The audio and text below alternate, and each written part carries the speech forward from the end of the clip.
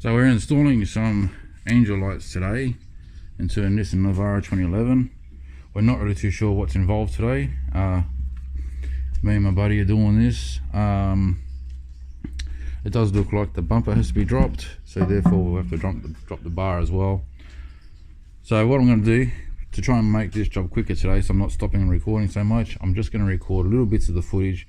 If we drop the bull bar, I'll show you that the bull bar is dropped. If we drop the bumper bar, I'll show you that that's dropped, and just quick footage like that.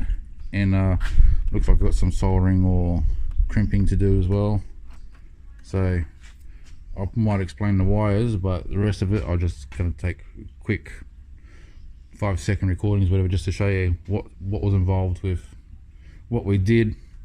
If you're going to tackle dropping the bull bar and everything, I assume that you already know how to remove grommets and screws and so forth, so I'm not going to go over every single little screw. I will just show you the main parts of the job. So first of all, grill removed. You just got 4 clips at the bottom that you press to get out, and some grommets on the top.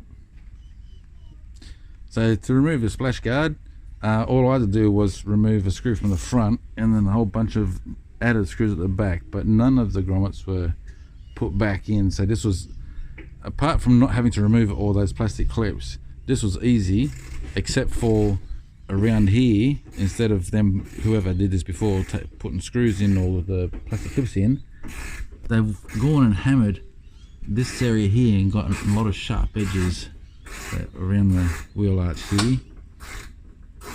I'll try and show you from the other side with the light on. So you can see along there, someone's knocked all this up and got a whole bunch of sharp edges along here. It was kind of like the plastic splash guard was sitting into that to give it the support it needed. Just a proof that a young bloke owned this once. Okay, so from under the bull bar up here, there's supposed to be a 10mm right up there, if you can see that there. I'll try and zoom in a little bit for you. Yeah, see that hole there? There's supposed to be a 10mm up there that holds the top of the light. And there's one down here.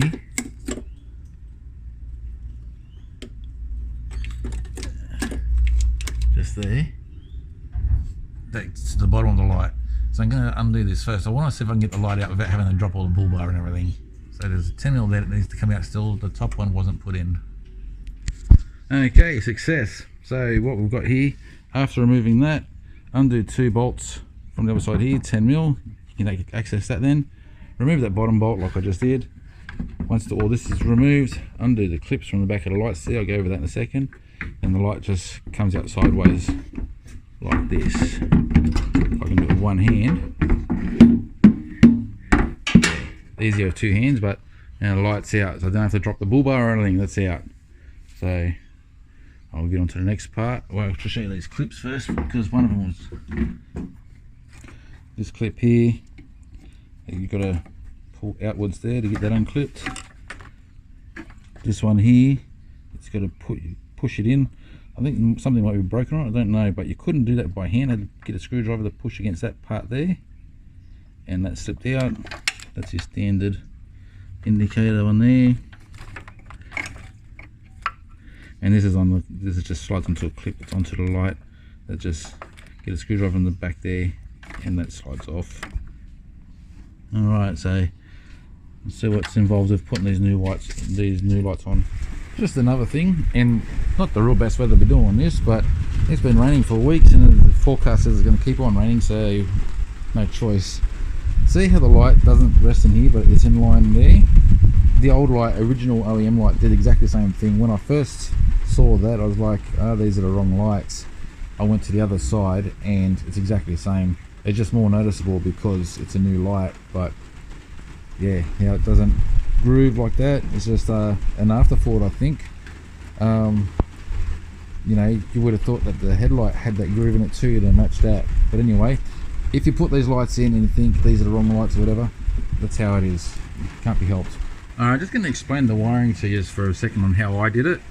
I'm happy with the way it is. It tells you here that the little LEDs on the front, which is these guys here, wire to the headlight. So from the headlight, that's where you get your power from. And your angel lights over here, they go to your parkers. So that's the way it's wired up over here.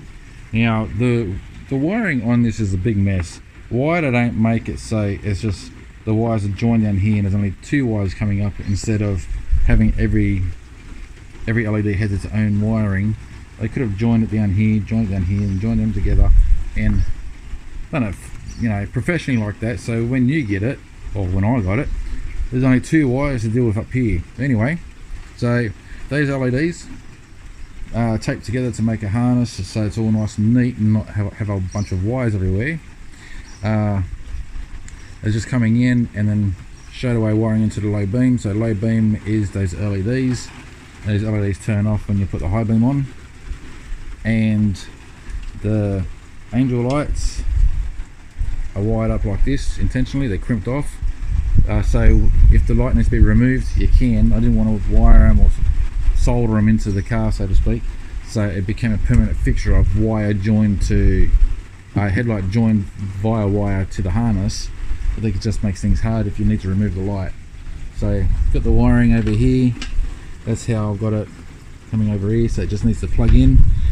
And there's wiring for these lights as well that wasn't done, so I figured, well, I might as well just knock them out of the way at the same time. So there's going to be an indicator and another park at the front there. So yeah, I didn't want to go into showing you crimping and soldering and so forth. I'm like, this is just how I've set it up, each to their own. Personally, I probably would have liked to have the angel lights and the LED lights on Parker's, but this is not my car. I'm just going by what the paperwork says, and he's happy with that. Okay, just cycle through them in the order.